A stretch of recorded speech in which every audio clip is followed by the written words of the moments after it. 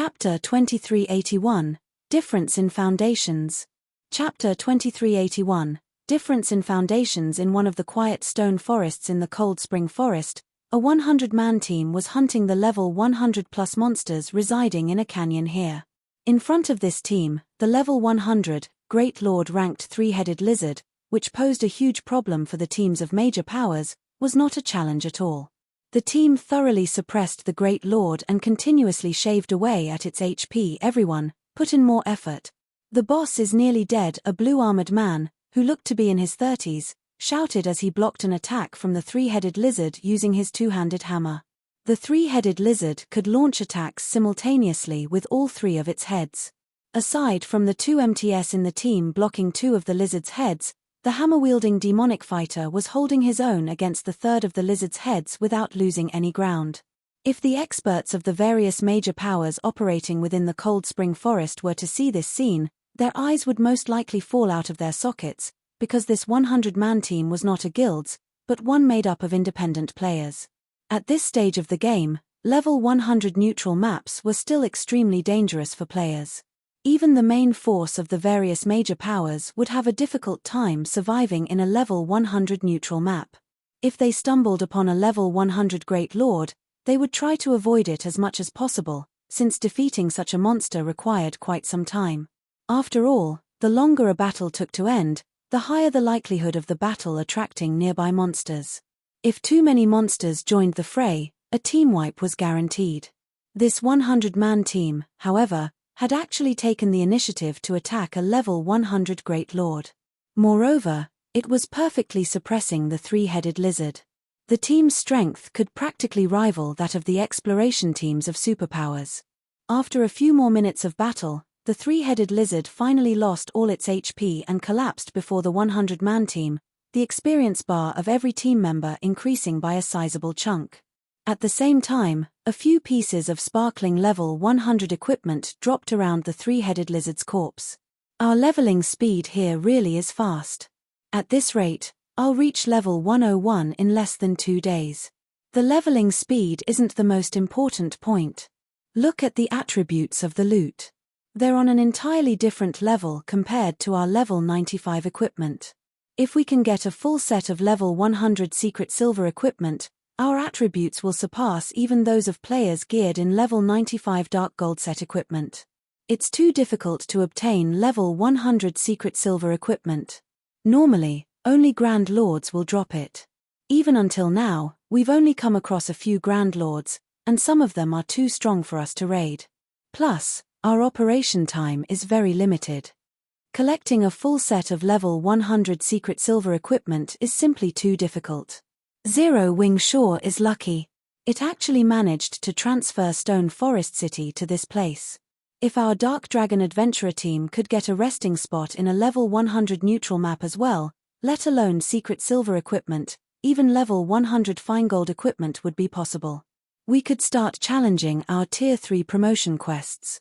When Dark Dragon's members spoke about Stone Forest City, envy filled their eyes. Compared to players that had yet to venture into level 100 neutral maps, they had a much clearer idea of how valuable a resting spot in a level 100 neutral map was.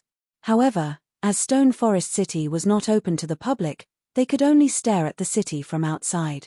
Commander, I heard that Zero Wing has established an adventurer alliance.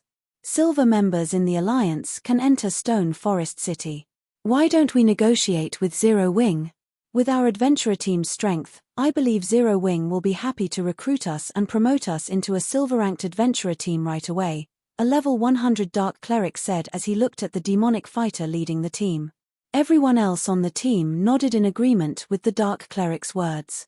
Dark Dragon was one of the famous top adventurer teams of the demonic hell world.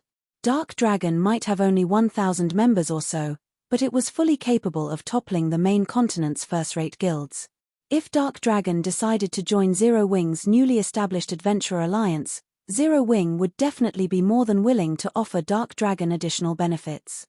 It is indeed inefficient for us to continue like this, Dark Dawn, the commander of Dark Dragon, said after giving the matter some thought. After this grinding trip, a few of you should go and negotiate with Zero Wing. Say that our bottom line for joining the Star Moon Adventurer Alliance is for us to become a Silver Adventurer team. If Zero Wing isn't willing to give us that much, then we can forget about any partnerships. In Dark Dawn's opinion, the only benefit of joining the Star Moon Adventurer Alliance was the right to enter Stone Forest City.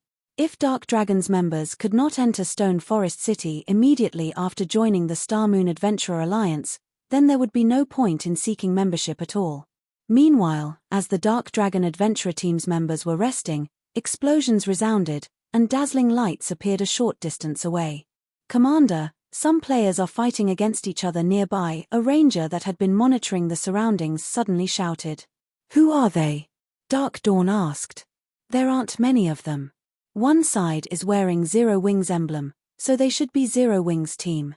As for the other side, I think it's Starlink's Hellfire Legion," the ranger reported. "The Hellfire Legion? It seems Zero Wing's members are in trouble." Dark Dawn frowned at the mention of the Hellfire Legion. As an original inhabitant of the demonic Hell world, Dark Dawn understood just how powerful Starlink's Hellfire Legion was. The Legion's members all possessed the demonic Hell world's special legacy. This special legacy was something all players inhabiting the demonic Hell world wished to obtain.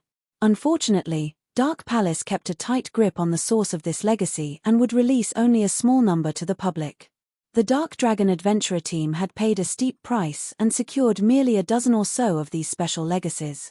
Even so, these special legacies were already more than enough to let Dark Dragon undergo a qualitative transformation and become a top adventurer team in the demonic Hell world.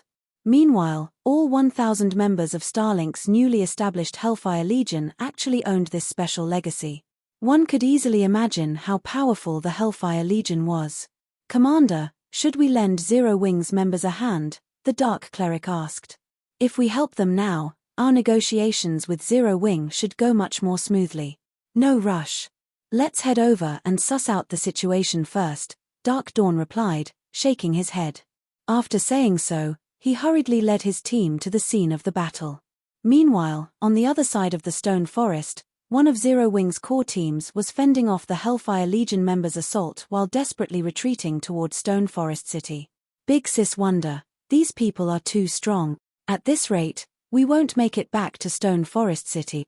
You should leave us and run," a female druid focused on healing said hurriedly when she saw that the members defending the rear of the team kept getting pushed back. In terms of basic attributes and combat standards, the Hellfire Legion's members were superior to them by a large margin.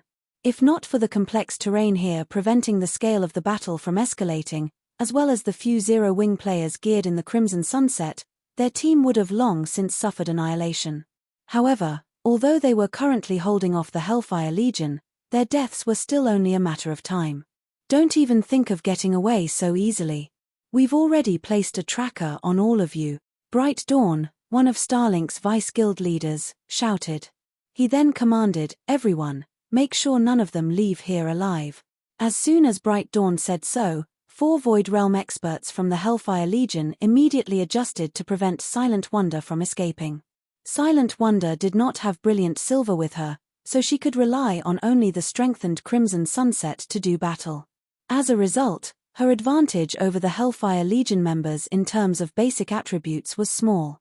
Facing the combined assault of 4 peak experts, even Silent Wonder had no choice but to focus on evading for now.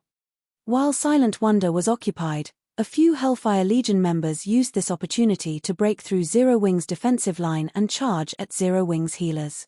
"Commander, should we make a move?" the Dark Cleric from Dark Dragon asked the demonic fighter. "We don't stand a chance. That's a 100-man team from the Hellfire Legion. Even if we join the fight, we'll only delay the inevitable," Dark Dawn replied, shaking his head. "Although Zero Wing has Stone Forest City, it still doesn't stand a chance against Starlink out in the fields. The demonic Hell world special legacy would give a peak expert the strength to contend against an apex expert and possibly even a decisive advantage. Meanwhile, if such peak experts fought in a group, their performance would be even more amazing.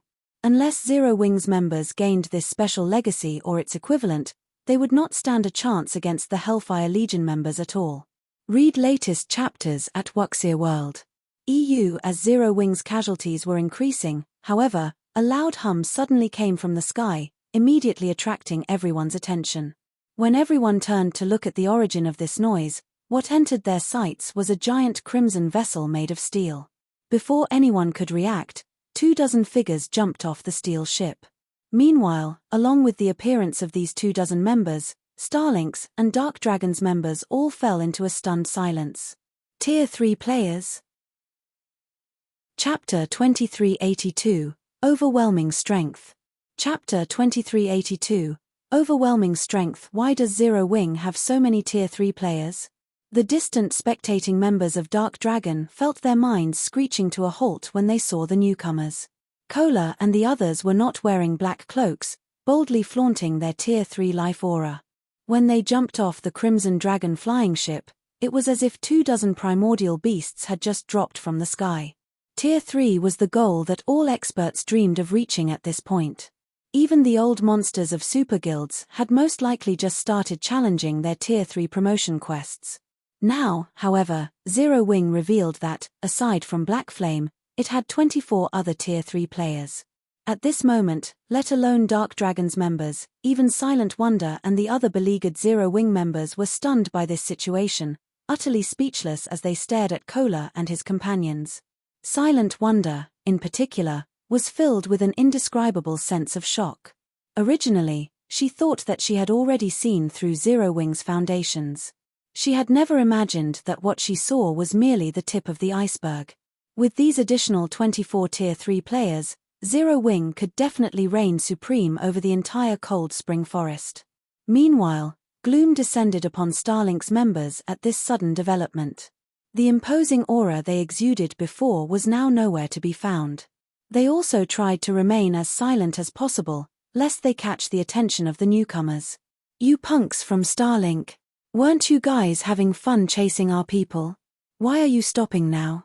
Cola demanded, smirking as he retrieved the Titan shield slung on his back and glancing at the Hellfire Legion members before him. "Cola, why are you wasting words with them? Since they dare ambush our guildmates out in the fields, the only outcome awaiting them is death," Shadow Sword said as he glared coldly at Bright Dawn's team. "Moreover, the sooner we get rid of them, the sooner we can return. The guild leader is still waiting for us to report back to him." Upon hearing Shadow Sword's words, Yang Tianxing and the others nodded in agreement and promptly readied their weapons. They then stalked toward the Hellfire Legion, each step they took making the hearts of the Hellfire Legion members shudder. At the same time, the Hellfire Legion members also started retreating unconsciously. "Vice Guild Leader, what should we do?" The Berserker standing beside Bright Dawn asked anxiously. "Zero Wing has far more Tier 3 players than we anticipated. Our 100-man team can't handle this." The Hellfire Legion had come to the Cold Spring Forest, assuming that Shifeng would take action against them. Hence, they decided to hunt for Zero Wing's members in teams of 100. That way, even if Shifeng made a move, they could handle him. Now, however, 24 Tier 3 players had appeared before them. This was totally different from what they planned. "Zero Wing." Bright Dawn gnashed his teeth in anger as he looked at the Tier 3 players. "We don't have any other choice. Use all the deification crystals we have. Everyone else, do your best to escape." Even now, Starlink remained considerably fearful of Shifeng's existence as a Tier 3 player. Hence, the guild had specifically assigned 10 deification crystals to each of the Hellfire Legion's 100-man teams. That way, a team could instantly produce 10 Tier 3 players, enough to take down even an expert like Shifeng easily. Now, however, their deification crystals would only serve to buy time for the others to escape. After saying so, Bright Dawn and 9 other peak experts of the team took out a deification crystal from their bags and activated it, instantly raising themselves to Tier 3. Immediately afterward, all 10 of them charged at Cola's group. They were prepared to pin down Cola and the others to the best of their abilities and allow the rest of their teammates to retreat safely from the area. To think that Starlink made such preparations as well. Although Zero Wing is powerful, Starlink is no pushover, either. "It seems Zero Wing won't be able to just swat the Hellfire Legion," Dark Dawn said, his understanding of superpowers getting refreshed upon seeing Bright Dawn's team use 10 deification crystals. After Dark Dragon became a top adventurer team in the demonic Hell world, Dark Dawn had believed that Dark Dragon was superior to the main continent's various superpowers in terms of peak combatants. Looking at this scene now, however, that was not the case at all. Even if Dark Dragon's members had the demonic Hell world special legacy, the main continent's superpowers possessed powerful treasures like the deification crystal, which could forcibly promote a Tier 2 player into a Tier 3 player for a short period. Come. Cola revealed an excited expression when he saw Bright Dawn and the others becoming Tier 3 players. He then raised his shield and charged forward all by himself, the confidence he exuded making it seem as if the 10 Tier 3 peak experts before him were no different from common monsters. Coming at us alone? Bright Dawn sneered at Cola's recklessness. If you want to die so badly, we'll grant your wish. Everyone, get rid of him first. Although they were at a numerical disadvantage in terms of Tier 3 experts, every one of them was a true peak expert. This was also the reason why Bright Dawn dared harbor the thought of distracting Cola and the others. Now, Cola was actually charging at their group all alone. Even if Cola was an MT, this was simply suicidal. After saying so, Bright Dawn swung the Whitebone greatsword he wielded, the violent aura of death the greatsword released transforming into 3 ghosts that flew at Cola. Not only did every one of these ghosts carry 120% of Bright Dawn's strength, but these ghosts were also akin to doppelgangers. Bright Dawn could control them for 10 seconds. Tier 3 Undead Knight skill, Undying Rage. Aside from Bright Dawn, the 2 Tier 3 elementalists positioned behind him also finished casting their spells. Immediately, pillars of fire descended from the sky, and earth spikes shot up from the ground, these attacks perfectly coordinated with the 3 ghosts Bright Dawn summoned, thoroughly sealing off Cola's paths of escape. This scene dumbfounded both Dark Dragon's members and Silent Wonder's group. The power, rapid execution, and coordination the Hellfire Legion's Tier 3 players displayed were simply inhuman. Just when the fire pillars and earthen spikes were about to devour Cola, however, Cola released an angry bellow and executed a powerful stomp on the ground. The resulting shockwave shattered some of the approaching earth spikes. At the same time, he raised the Titan Guard and summoned 8 translucent energy shields around himself. Tier 3 skill, Heavenly Defense. In the next moment, the 8 energy shields stopped the fire pillars and remaining earth spikes, preventing the attacks from damaging Cola. As for Bright Dawn's 3 ghosts, despite their frenzied assault, they failed to break through the 8 energy shields' defensive net. Impossible. Bright Dawn gaped at Cola in confusion. He knew about the Heavenly Defense skill, one of the standard skills of a Tier 3 Guardian Knight. Many Tier 3 NPC Guardian Knights possessed it. It was not an invulnerability skill. The energy shields created carried only 100% of the user's strength and defense. In other words, Heavenly Defense was a skill that provided the user with a more thorough defense. It did not offer any damage reduction effects whatsoever. Now, however, even after receiving multiple Tier 3 attacks, Cola had actually come out unscathed. If Shafong were present, he would not have found this situation surprising at all. Setting aside the fact that Cola wielded a fragmented legendary shield, his Tier 3 mana body alone already allowed him to trample pseudo-Tier 3 players like Bright Dawn. The deification crystal did temporarily promote a player to Tier 3, however, the improvements provided applied only to skills, basic attributes, and physique. The deification crystal did not grant players a Tier 3 mana body. Meanwhile, without a Tier 3 mana body, players couldn't fully exhibit the power of Tier 3 skills and spells. In contrast, Tier 3 skills and spells empowered by a Tier 3 mana body would manifest drastically stronger effects.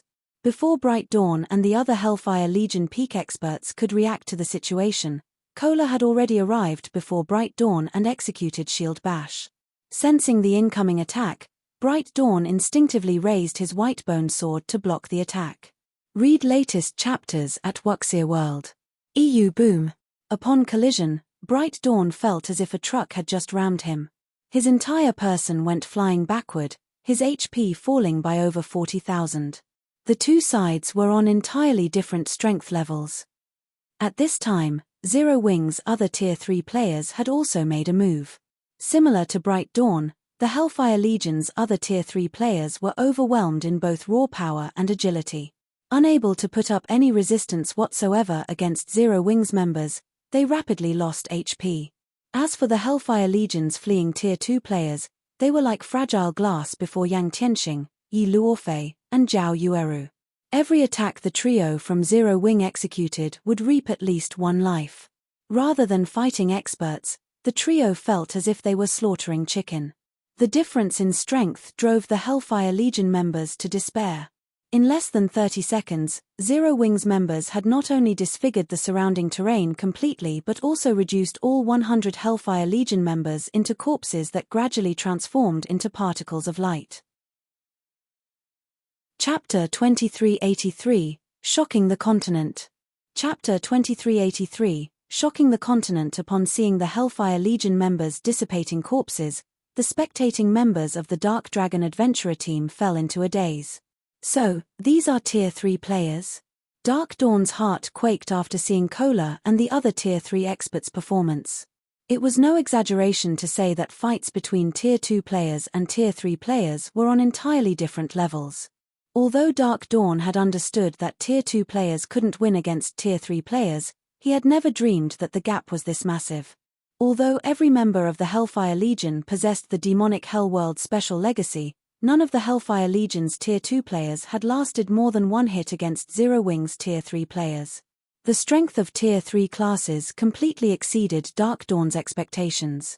From the fight between the Hellfire Legion and Zero Wing, Dark Dawn could tell that Tier 3 players were superior not just in terms of basic attributes but also in reaction speed.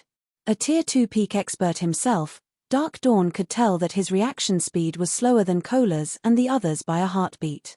Although the difference wasn't massive by any means, it was still enough to determine whether one could block an attack or not. This difference was why the Hellfire Legion's Tier 2 players failed to block the attacks launched by Zero Wing's Tier 3 players, and ended up getting killed instantly. After watching the performance of Zero Wing's 24 Tier 3 players, Dark Dawn concluded that even an army of 10,000 Tier 2 experts would suffer annihilation if they tried fighting against these 24 Tier 3 players. At this moment, the other members of Dark Dragon shared similar thoughts. The frightening power and reaction speed Zero Wings members displayed simply weren't something that could be overcome with numbers. While Dark Dragon's members were quietly discussing among themselves, Kola and the others suddenly looked in their direction. This situation frightened Dark Dragon's members, and they very nearly turned around to flee. "Commander, they're not mistaking us for Starlink's members, right?" The Dark Cleric standing beside Dark Dawn asked worriedly. Having witnessed the combat power Kola and the others displayed, the Dark Cleric was sure that if Zero Wing's Tier 3 experts took action, then Dark Dragon's 100-man team would definitely share the Hellfire Legion's fate. In fact, the Dark Dragon team might die even more quickly than the Hellfire Legion. Now that they had already reached level 100, getting killed even once would pose a significant setback. After all, the amount of EXP required to go from level 99 to level 100 was massive. Moreover, the difference in strength between level 99 and level 100 players meant they would also miss out on many exploration opportunities. "I don't know. We should head over and greet them first," Dark Dawn replied, shaking his head. He then steeled himself to step forward and take the initiative to greet Zero Wing's members. However, by the time Dark Dawn stood up from his hiding place, Kola's group had already collected the items the Hellfire Legion dropped. They then brought the other Zero Wing members onto the Crimson Dragon flying ship and disappeared from the stone forest. Dark Dragon's members breathed out a deep sigh of relief. "They're actually ignoring us." Dark Dawn could not help a bitter smile when he saw Kola and the others leaving. The Dark Dragon Adventurer team was an existence that even the expert teams of superpowers feared. However, in the eyes of Kola and the others, Dark Dragon's members were akin to common monsters. However, Dark Dawn also understood the perspective of Zero Wing's Tier 3 players. Kola and the others possessed the qualifications to look down on the Dark Dragon Adventurer team. At this moment, Dark Dawn regretted his previous hesitation. Had his team moved to help Zero Wing earlier, they might have been able to form a close relationship with Zero Wing's Tier 3 players. "Commander, they're gone. Should we head back to the canyon?" the Dark Cleric standing beside Dark Dawn asked. "No, we're returning to White River City," Dark Dawn said, shaking his head. We're returning. But we still have plenty of time before we run out of gas, the Dark Cleric argued. Returning now will be a huge waste. Level 100 neutral maps were quite distant from NPC cities. Even with the help of a mount, players still took a very long time to reach a level 100 neutral map. Hence, every team that visited the Cold Spring Forest would endure to their very limits before choosing to return. Their team had spent just half of their expected time in the Cold Spring Forest, yet Dark Dawn was already calling for them to return. We're returning. The sooner, the better. It'll be best if we can join the Star Moon Adventurer Alliance before news regarding this matter gets exposed, Dark Dawn said seriously. Previously, Dark Dawn had still been hesitating over whether he should get Dark Dragon involved in the struggle between Zero Wing and Starlink. After all, the potential risks of siding with Zero Wing were greater than the potential gains. Now, however, he no longer cared about that. 24 Tier 3 players. With this many Tier 3 players, Zero Wing could rule over the Cold Spring Forest with an iron fist. The various superpowers would be crazy to pick a fight with Zero Wing here. Not to mention, Zero Wing also had Stone Forest City as its base. Once news of Zero Wing's Tier 3 players got out, adventurer teams and experts would definitely flock to the Star Moon Adventurer Alliance. Hence, Dark Dragon had to join the Alliance before that happened and quickly accumulate CPS to raise its position in the Alliance. After all, once the demand for the Alliance's CPS increased, acquiring CPS would become more difficult. The Dark Cleric immediately understood what his commander meant. Following which, Dark Dragon's members hurried back to White River City. Meanwhile, shortly after the Dark Dragon adventurer team left the Cold Spring Forest, the shocking news that a 100-man team from Starlink's Hellfire Legion got annihilated reached the ears of the various superpowers. A 100-man team from the Hellfire Legion got annihilated. 24 Tier 3 players? How is this possible? Burning Owl, who was currently raiding a field boss, was astonished as he read the report his subordinate just sent him. Starlink's Hellfire Legion had shocked the various superpowers with its might. Even Burning Owl was not confident that his Heaven Pisser team could survive an encounter with the Hellfire Legion. After all, the demonic Hell World special legacy was no laughing matter. Now, however, a 100-man team from the Hellfire Legion actually got annihilated. Moreover, Zero Wing now had an additional 24 Tier 3 players. Burning Owl could understand how a monster like Shifeng had come into existence. After all, as the guild leader of Zero Wing, Shifeng could utilize all of his guild's resources to go on dangerous and rewarding adventures. Hence, his reaching level 100 and completing his Tier 3 promotion quest so quickly was still within the realm of probability. However, Burning Owl simply couldn't bring himself to believe that aside from Shifeng, Zero Wing also had 24 more Tier 3 players. After all, even Long Xianglong had just started challenging his Tier 3 promotion quest. Burning Owl himself felt unready to take on the challenge. Shortly after the various superpowers received this information, news of Zero Wing's 24 additional Tier 3 players spread quickly to the ears of the various major powers as well.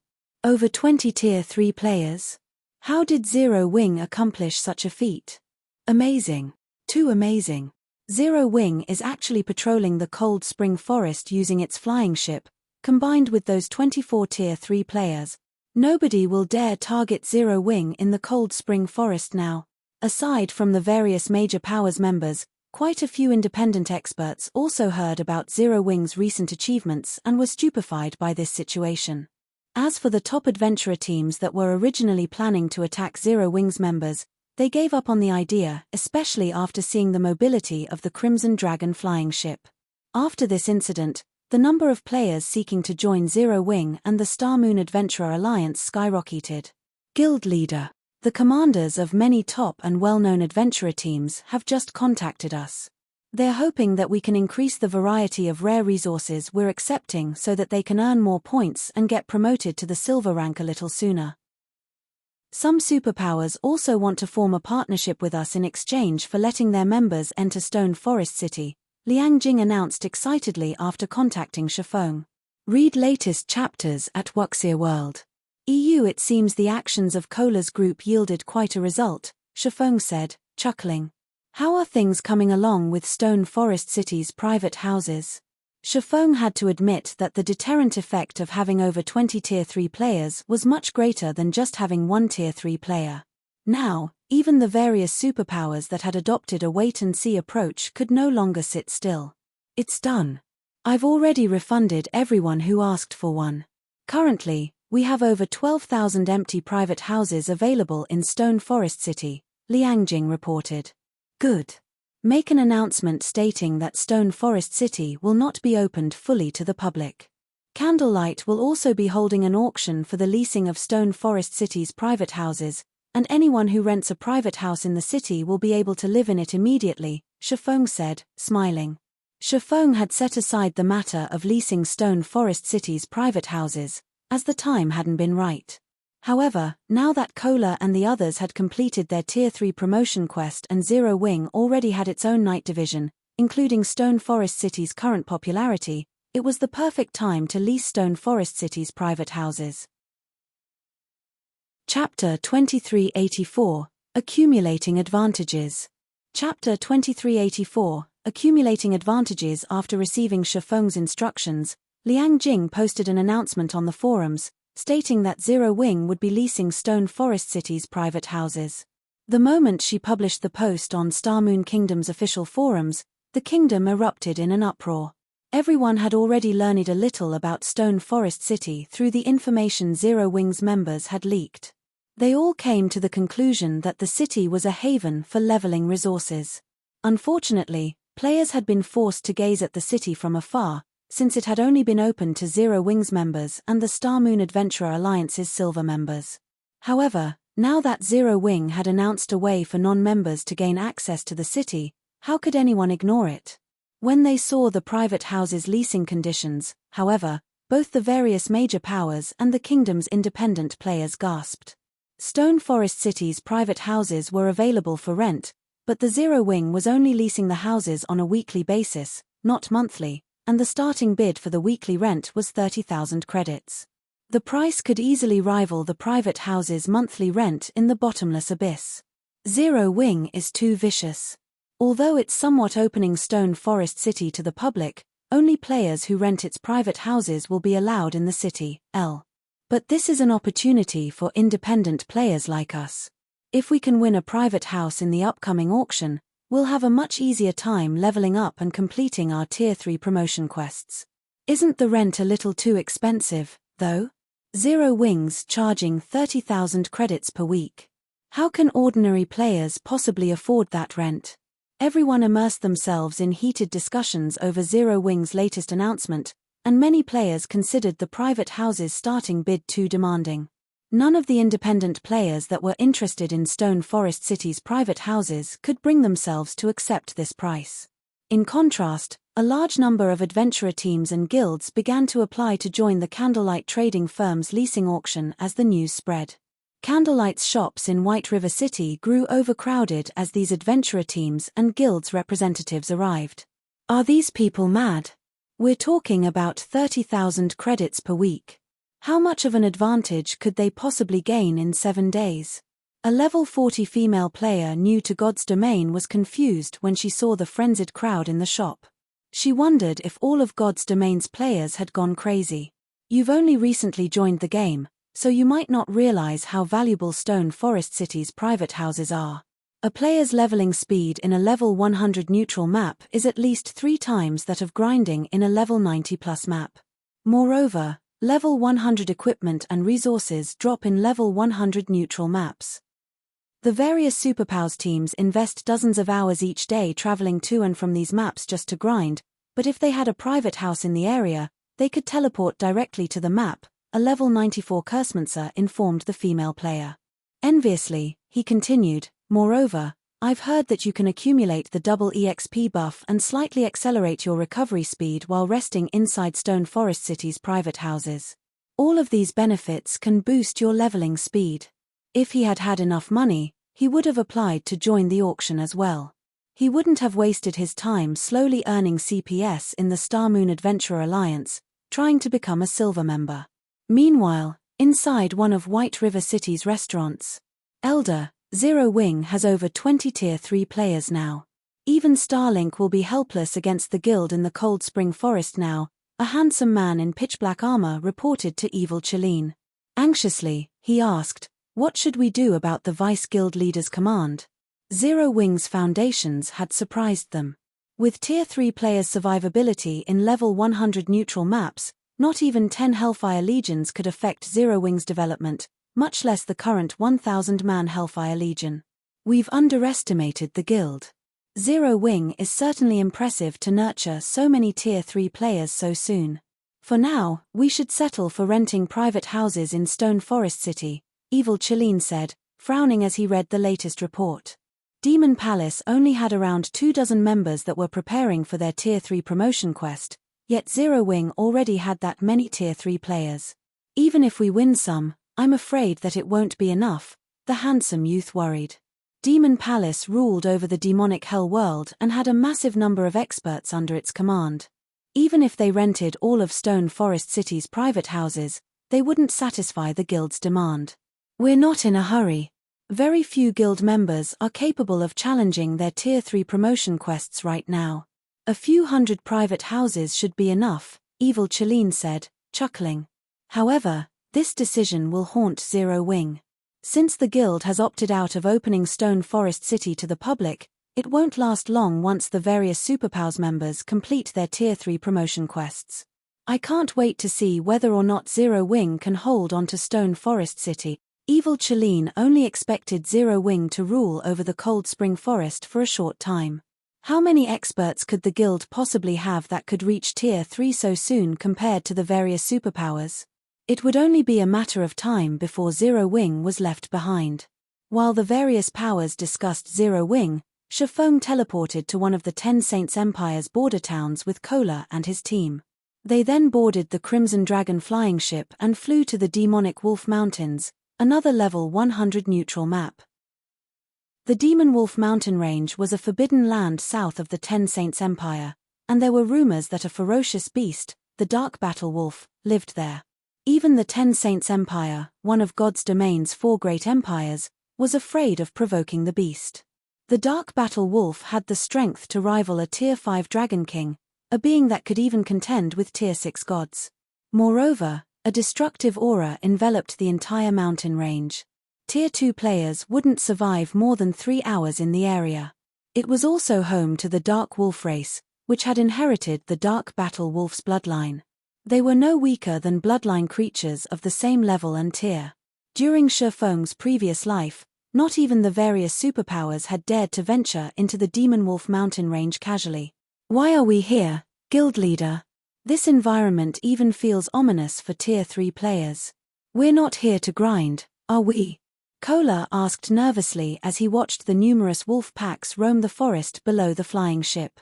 Since reaching Tier 3, Kola had felt as if he had the strength to toy with level 100 Great Lords, but when he saw the three-eyed demon wolves below, he sensed the threat of death. The Great Lord ranked three-eyed demon wolves felt particularly dangerous. Yang Tianxing and the others felt the same and were just as uncomfortable. We're not here to level. These monsters are cheapskates. They give very little EXP and loot. Moreover, those wolves generally move in packs of 500 or more.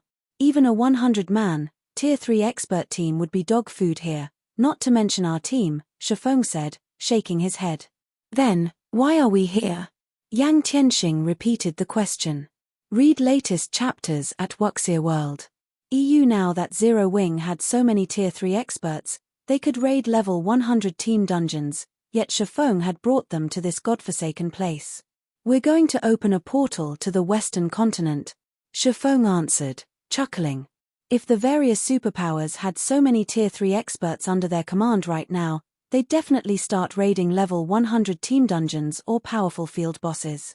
It was the easiest way to gain more level 100 weapons and equipment, which would enable more of the guild's members to challenge their Tier 3 promotion quests, after all. However, Shifeng thought that method was too slow for Zero Wing. His guild didn't have as many experts as the various superpowers, and if he wanted Zero Wing to grow quickly, he had to expend an abundance of resources. The fastest way to acquire these resources was through trade between the two continents. Shifeng hadn't had the ability to travel to the Western continent before, But now that Kohler and his team had reached Tier 3, Zero Wing had a chance of opening the portal to the other continent. Naturally, Shifeng would take advantage of this opportunity. Chapter 2385, Western Continent, a portal to the Western Continent. Chapter 2385, Western Continent, a portal to the Western Continent. Yang Tianxing and the others turned to their guild leader in astonishment. God's domain's various powers were no longer ignorant of the Western Continent, and a few superpowers had already gained the ability to travel between the two main continents. The resources these superpowers had returned with had made the various powers jealous. God's domain's continents had very different cultures. Not only did their developmental directions differ, but each continent had largely different resources. Thus, each continent's players could greatly benefit from the other's resources. Based on what Yang Tianxing and his comrades knew, players on the Western Continent had very different daily expenditures than those on the Eastern Continent. The Eastern Continent's players mainly relied on coins as a currency due to the continent's focus on combat techniques. Naturally, relying on combat techniques in battle placed a huge burden on weapons and equipment, and as a result, players spent a lot of their money on repair fees. On the Western Continent, players relied on magic crystals more than coins. The Western Continent's players focused more on basic attributes and mana use. Thus, they needed magic crystals to strengthen themselves and their weapons and equipment. Of course, magic crystals were a rare and precious commodity on both continents, but due to the Western Continent's developmental direction, magic crystals were worth far more there. In contrast, the materials to produce weapons and equipment were much cheaper than on the Eastern Continent. If Zero Wing were able to travel between the two continents, it would become a true superpower in no time. That's right. I discovered a hidden clue about a magic gate here, one that's been passed down since ancient times. As long as we activate the magic gate, we'll be able to travel between the continents, Shifeng said, making up a random excuse to avoid suspicion. The various superpowers were desperately searching for ways to travel between the continents, but very few had succeeded. It'd be strange if he discovered a portal by chance. Is the portal stable, guild leader? Yi Luofei eagerly asked. When they heard Yi Luofei's question, the rest of the team perked up in curiosity. None of them doubted Shifeng's word. Players had discovered many of God's domain's quests and portals through hidden clues. There was nothing strange about one of these clues leading to a portal connected to the two main continents.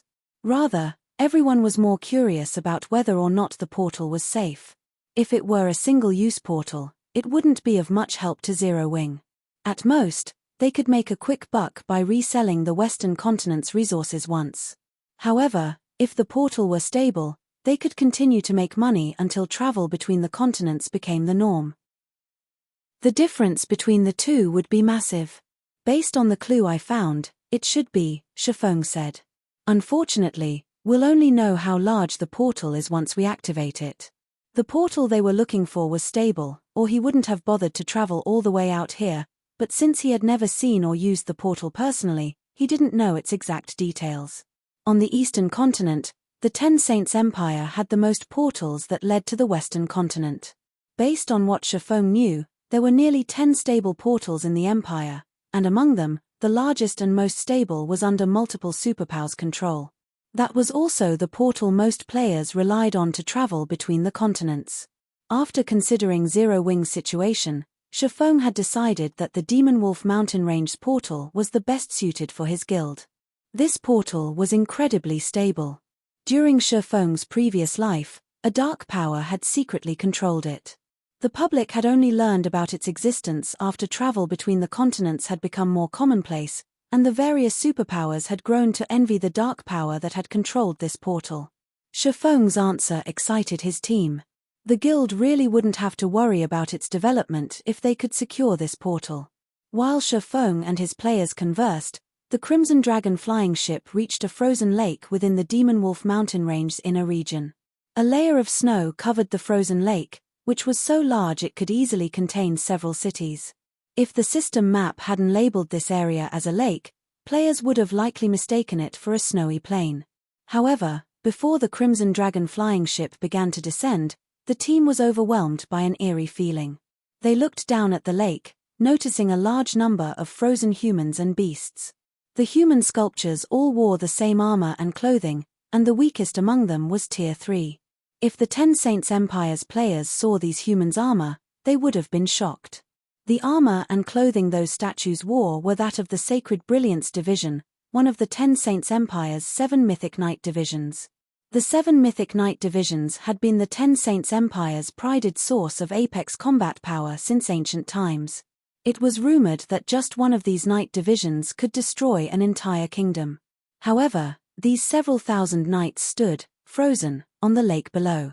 Based on their positions and expressions, it was obvious that these knights had been frozen before they had even begun to prepare for battle. Those were several thousand Tier 3 NPCs they were talking about. Just thinking about the implications of this made Yang Tianxing and his companions shudder. God's domain operated on a system of cause and effect. A group of Tier 3 NPCs wouldn't freeze to death for no reason. Something must have attacked these Sacred Brilliance Division knights. The scene even dumbfounded Shifeng. According to his information, there shouldn't be any NPCs here, let alone one of the 7 Mythic Knight divisions. All he should have needed to do was repair the magic gate and protect it from the monsters in the lake. Look at that statue, Guild Leader. It seems to be radiating a faint glow, Blackie said as he pointed at an ice sculpture beneath the flying ship. Unlike the other frozen knights, the sculpture Blackie pointed to glowed with a faint, golden light. It was also dressed more luxurious than the rest and gave off a trace of divine might. The divine might didn't originate from an item, but from the NPC himself. A hero. Shifeng was surprised to see the frozen NPC in question. Heroes were apex beings among the human race, and although everyone knew they existed, meeting a living hero was an extraordinarily rare encounter. Most heroes had died ages ago and only retained a fraction of their original strength. And yet, Shifeng could tell that the frozen hero below him was still alive. Read latest chapters at Wuxia World. EU Guild Leader, should we check them out? Blackie asked. Let's go take a look, Shifeng agreed after considering the situation. They didn't really have a choice. The magic gate they were after was sealed under the hero's feet. They couldn't avoid approaching the NPC unless they gave up on the magic gate. Shortly after the Crimson Dragon flying ship landed on the lake, a deep, powerful voice addressed the team. Adventurers, might I trouble you to remove this seal? Shifeng, the team leader, then received a system notification. Chapter 2386, Another Inferior Legendary Quest. Chapter 2386, Another Inferior Legendary Quest System. Inferior Legendary Quest, last night triggered. You have 3 minutes to accept the quest or not. You will not be penalized for refusing the quest. System, if you choose to accept the quest and complete it, you will gain Holy Knight Alba Grey's favor. Alba Grey's favorability of you beyond the corresponding reward will depend on the quest's completion rate. System, if you fail to complete the quest, all basic attributes will be permanently decreased by 100 points. You will lose 5 levels, and your reputation in the Ten Saints Empire will be reduced by 500 points. The system notifications repeated 3 times. His Alba Grey? Shifeng stared at the frozen, middle-aged man before him in astonishment. The penalties for failing the quest didn't particularly surprise him. In fact, for an inferior legendary quest, the penalties were a bit light. Even epic quests had more severe consequences for failure. What truly surprised Shifeng was the hero's name. Alba Grey. Every player in Shifeng's previous life had known this name. Alba Grey had been one of the 8 famed smiths in the past. Before him, even a talented Grandmaster Forger amounted to nothing. The various superpowers had gone crazy over Alba Grey in the past because only the famed smiths could forge legendary items. The easiest method of obtaining a suitable legendary item was to seek the help of a famed smith. Relying on players to craft such an item was barely a dream. Hence, the various superpowers had done everything they could to gain any of the known famed smiths' favorability. Even Tier 6 God-ranked players would go crazy for a custom-made legendary item. They'd even destroy an entire kingdom to get their hands on one. Unfortunately, Gaining a famed smith's favorability was easier said than done. Players would be lucky enough to meet a famed smith, much less earn their favorability. Famed smiths enjoyed even higher status than kings, and even the war god's temple, one of God's domain's few apex powers, treated such NPCs with great respect. It was easy to imagine how difficult it would be to earn such an influential individual's favorability. Shifeng had never thought that not only would he meet the legendary Alba Grey here, but he'd even get a chance to earn the NPC's favorability by simply accepting the quest. If the various superpowers of his past life found out about this, they'd kill him out of jealousy. Without any hesitation, Shifeng accepted the inferior legendary quest. He then received another notification stating that his favorability with Alba Grey had increased by 10 points. The rest of the team was also notified of the quest. Are we really going to challenge this inferior legendary quest? Blackie asked, worriedly glancing at the last night quest's rank. Major powers upper echelons, like himself, were very familiar with quest's difficulties. He was beyond feeling fortunate just because he accepted a high-rank quest. Great rewards came with great risks in God's domain. Many major powers had suffered grievously for accepting high-ranked quests that they couldn't complete. Some guilds had even destroyed themselves due to uncompleted quests. Meanwhile, not only was the last night an inferior legendary quest, but it was also in such a dangerous location. Even with Zero Wings 25 Tier 3 players, Blackie wasn't confident in completing the quest. The rest of the team was just as concerned. The weakest monster they had seen in the Demon Wolf mountain range had been a level 100 lord, and throughout their journey, they had spotted level 110 plus Great Lords and Grand Lords. Aside from Shifeng, they were all new to Tier 3. Furthermore, they had yet to upgrade their weapons and equipment. Just standing in the Demon Wolf mountain range was incredibly risky for them, let alone trying to complete an inferior legendary quest.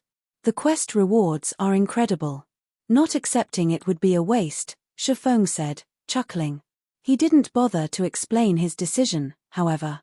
We've already reached Tier 3. Even if we fail and lose 5 levels, we can earn them back quickly. Enough worrying.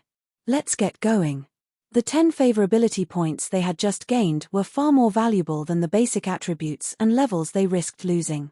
Countless superpowers would willingly make such a trade. There were many methods to increasing basic attributes, and gaining levels was even easier. Furthermore, if they completed this quest, they'd gain even more favorability with Alba Grey. Regardless of the outcome, accepting this quest would only benefit players. Only a fool would reject it. Shifeng then approached Alba Grey, and after a moment of thought, the rest of the team saw their guild leader's reasoning.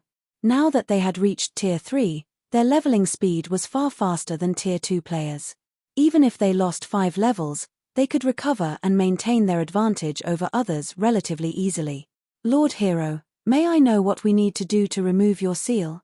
Shifeng asked Alba Grey. Unfortunately, my night division came across the Jealous Witch at a bad time, and she cursed us, adventurers. Since my comrades lacked the protection and blessings of the gods, they died when they were frozen. Although I am protected by the gods, I cannot fully stop the curse from eroding my body. I ask that you collect some of the mana the Jealous Witch left behind in this land. I will also need you to stop the Ice Elf, Ulunium, whom the Jealous Witch left to oversee my demise. That will buy me enough time to break free from the curse, Alba Grey mentally relayed. System, Inferior Legendary Quest, Last Night. Quest content. Collect 1,000 strands of mana the Jealous Witch left behind in this land to remove Alba Grey's curse.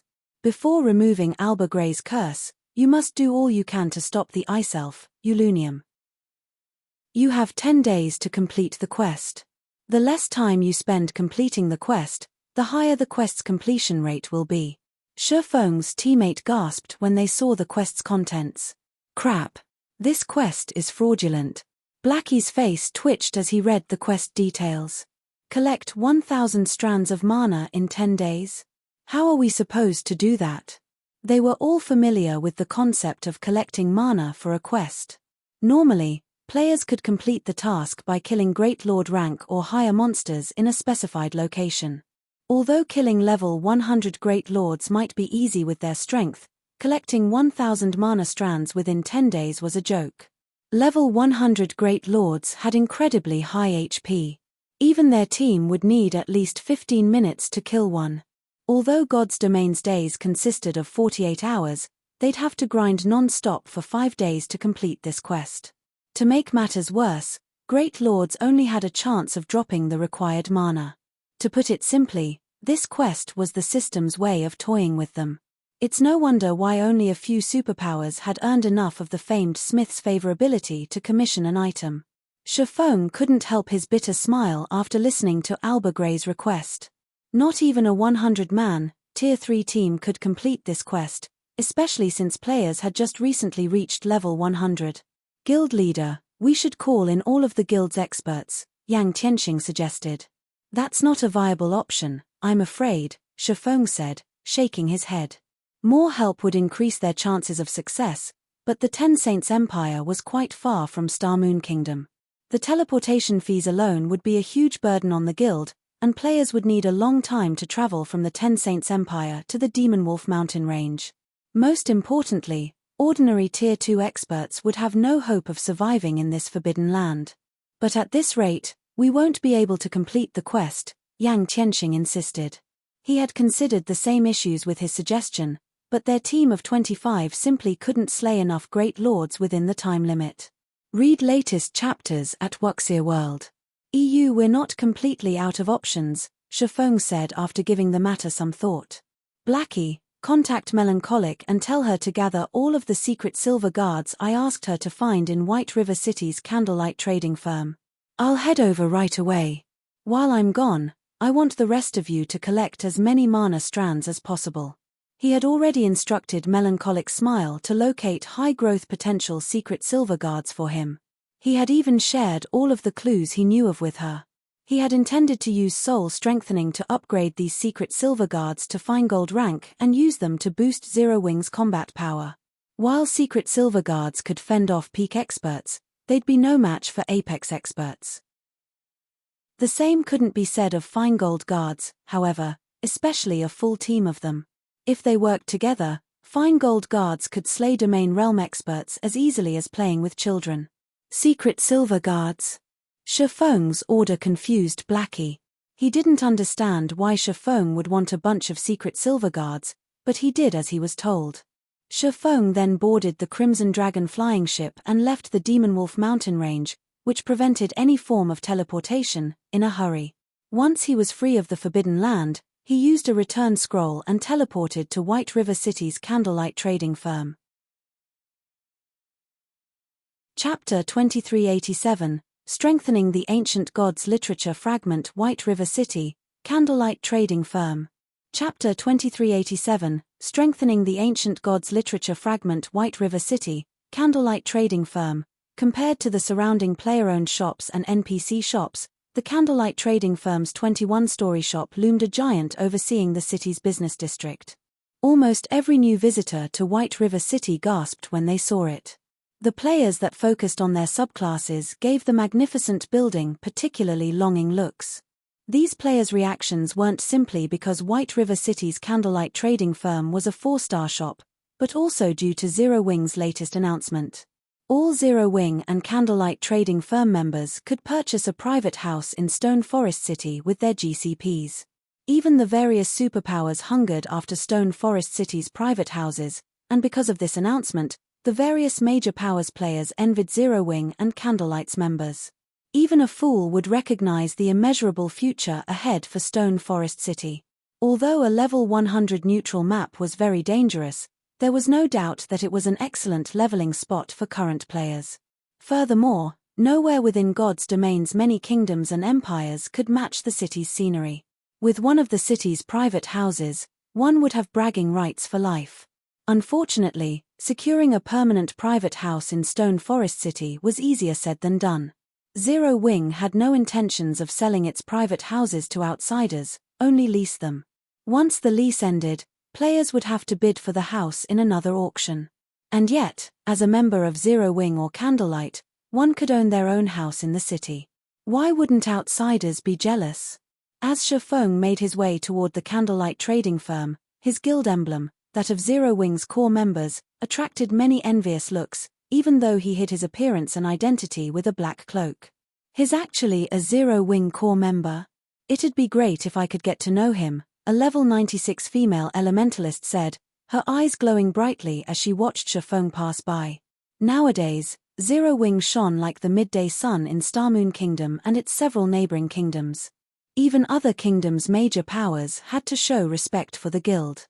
In addition, countless adventurer teams sought to befriend Zero Wing's core members in hopes of gaining some advantage in the Cold Spring Forest. Isn't he just a core member? What's so great about that? A level 97 male shield warrior said in jealousy. If I were willing to deal with the restrictions, I could join Zero Wing and become a core member, too. Even for you, that'd be a challenge, the female elementalist said, shaking her head at the disgruntled shield warrior. I've heard that since Zero Wing has so many members now, they've raised the requirement for elite members to the middle stage of the Trial Tower's 5th floor. If you wanted to become a core member, you'd have to reach the 6th floor's middle stage at the very least. At this stage of the game, players only needed to reach the late stage of the Trial Tower's 5th floor to be considered an expert. There was a huge difference between the 5th and 6th floors. Even in well-known adventurer teams, the experts that could reach the 6th floor's middle stage could be counted on one hand. When he heard the requirement to become a Zero Wing core member, the level 97 shield warrior fell silent.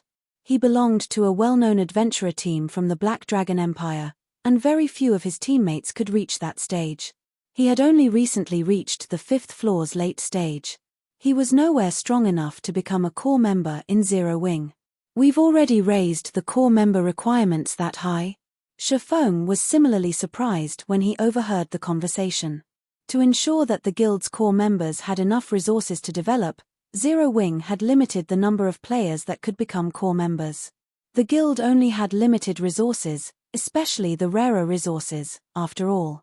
There simply weren't enough to supply an endless number of members. Of course, exceptions could be made for the players that met the guild's high standards. As far as Shifeng could remember, the minimum requirement to become a core member had been fixed at the early stage of the Trial Tower's 6th floor, with the higher standard of reaching the 6th floor's late stage. If players reached the late stage, they wouldn't have to take part in the core members' monthly elimination competition. But apparently, the minimum requirement had been raised to the 6th floor's middle stage. It was easy to imagine how many experts had recently joined his guild. Shifeng had to admit that using Stone Forest City to promote Zero Wing had been amazingly effective. Moreover, as time passed, the core membership minimum requirements would become more demanding, and the guild would acquire even more experts. Although Shifeng was pleased with his guild's development, he felt a little pressured. More experts meant greater demand for resources. If the guild failed to meet these experts' needs, it would only be a matter of time before they left the guild as other powers established towns and cities in level 100 neutral maps. Whether or not Zero Wing grew into a superpower would depend on the guild's income of coins and resources. Considering this issue, Shifeng hurried toward the candlelight trading firm. Melancholic Smile had already gathered the secret silver guards she had gone to great lengths to find in one of the top-floor basic meditation rooms. As Shifeng entered the room, she promptly handed him a detailed list of these guards. Guild leader, after scouring the various kingdoms and empires, I managed to find 16 secret silver guards with very high growth potential. I've secured other secret silver guards as well, but their growth potential isn't as high, Melancholic Smile awkwardly reported as she gestured to the row of guards behind her. Shifeng had provided her with plenty of clues, and she had utilized the secret pavilion's connections to follow them. However, even after so many days of searching, she had only found 16 secret silver guards that fit Shifeng's criteria. 16. Shifeng was ecstatic with her results. Finding secret silver guards wasn't easy. They all had a considerably high chance of reaching Tier 4, after all. Even after 10 years in God's domain, not even first-rate guilds had been able to afford to take a Tier 4 combatant lightly. Tier 5 and Tier 6 experts were far too rare. As for second- and third-rate guilds, they had been wise to fear Tier 4 combatants. Melancholic Smile simply didn't realize how amazing her accomplishment was. Shifeng instructed Melancholic Smile to continue her hunt for secret silver guards with high growth potential and materials for the Crimson Dragon flying ships. Meanwhile, he snuck the 16 secret silver guards to the shop's second basement floor, where the shop's private warehouse was located.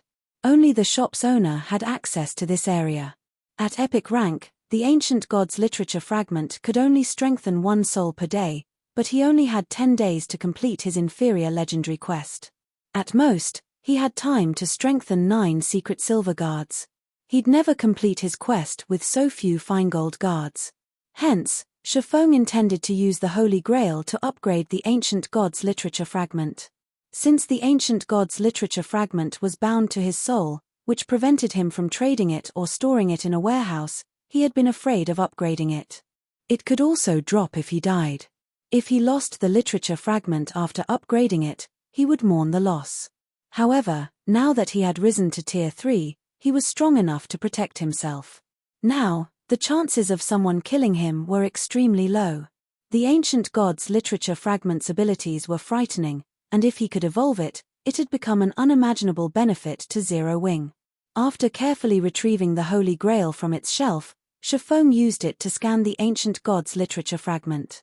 A short moment later, a system notification informed Shifeng of the life force required to evolve the literature fragment. He would have to permanently sacrifice 50,000 HP. Read latest chapters at Wuxia World. EU so much. The number took Shifeng by surprise. 4 Tier 2 players, losing 50,000 HP was fatal, and the evolution wasn't even a guaranteed success. If the evolution failed, then he'd lose 50,000 HP for nothing, which was why Shifeng didn't use the Holy Grail casually. However, Shifeng did not consider the issue for long. Compared to the benefits he could gain from upgrading the Ancient Gods literature fragment, losing 50,000 HP was acceptable. After all, the Ancient Gods literature fragment wasn't an ordinary epic item, and he currently had nearly 1 million HP. Fortunately, HP wasn't particularly important for a swordsman, and Shifeng knew of many ways in God's domain to increase his HP permanently. Evolve. Shifeng growled, gritting his teeth. As he did, the Holy Grail plundered 50,000 HP from Shifeng and converted it into purple-blue smoke that enveloped the Ancient Gods literature fragment. Chapter 2388, Evolution Effects. Chapter 2388, Evolution Effects. Suspended in mid-air, the Ancient Gods literature fragment radiated a golden light as it hungrily devoured the purple-blue smoke. As the literature fragment absorbed more of the smoke, the engraved divine runes sharpened. The surrounding mana began to flow toward the literature fragment, as well. After 10 seconds of this, the divine runes on the Ancient Gods literature fragment had completed, fully repaired, and it radiated far stronger divine might than before. What a powerful aura! Shifeng began to grow excited as he sensed the literature fragment's divine might. The strength of the divine might meant the literature fragment had been upgraded, and the process was a success. Eagerly, Shifeng clicked to inspect the Ancient Gods literature fragment. Ancient Gods literature fragment, page V, epic rank item, an ancient parchment that has undergone the baptism of time. The divine runes have been fully restored by the Holy Grail and contain unbelievable power. Summon heroic spirit. Sacrifice a portion of the user's soul to summon 18 ancient heroic warriors to do battle. The summoned heroic warriors will be 1 tier higher than the user up to tier 3. Duration, 12 hours cooldown, 3 natural days. A weakened soul cannot conduct the summoning. Skill 2, Soul Absorption. Absorbs the souls of half-dead creatures for a high chance to generate a drop of soul essence. Cooldown, 3 hours. Stronger targeted creatures increase the chances of generating soul essence. Skill 3, Soul Strengthening. Consume soul essence to strengthen a creature's soul. Cooldown, 3 hours. Stronger targeted creatures require more soul essence for soul strengthening. Skill 4, Divine Resonance. Automatically detects any Ancient Gods literature fragments within a 1,000-yard radius. This item is bound to the owner's soul and cannot be traded or stored in a warehouse. This fragment also has a chance of dropping on death. Drops on death if in a weakened soul state. Why is it still epic rank? Shifeng was confused when he saw the ancient gods' literature fragment statistics. In terms of abilities, the upgraded ancient gods' literature fragment was stronger than some of the fragmented legendary items Shifeng had seen. In fact, if the various superpowers found out about the literature fragment's current abilities, they'd likely offer to trade several fragmented legendary items for it. Yet, despite such abilities, the ancient gods' literature fragment was still an epic item. It was unbelievable. Sure enough, I'll need to collect more fragments if I want to upgrade its rank, Shifeng concluded. The ancient gods' literature was a divine tome, which numerous ancient gods had written. It had the power to decimate the heavens and earth. Trying to upgrade a single fragment to fragmented legendary rank was simply unrealistic. However, Shifeng was satisfied with the results. With the minor strengthening, the literature fragment's summon heroic spirit skill had massively improved. The skill was enough to make him a one-man army. Furthermore, soul absorption and soul strengthening's cooldowns had shortened significantly. Every one of the changes had exceeded Shifeng's expectations. Most importantly, his ancient gods' literature fragment now had the ability to locate other fragments within range. This effect would make it much easier to compile the fragments. If he could complete the tome, the ancient gods' literature would benefit the guild far more than 4 or 5 more fragmented legendary items. Following which, Shifeng stored the Holy Grail and turned to face the secret silver guards behind him. These secret silver guards weren't like monsters like Anna and Kite. Each only needed 3 drops of soul essence for their first soul strengthening.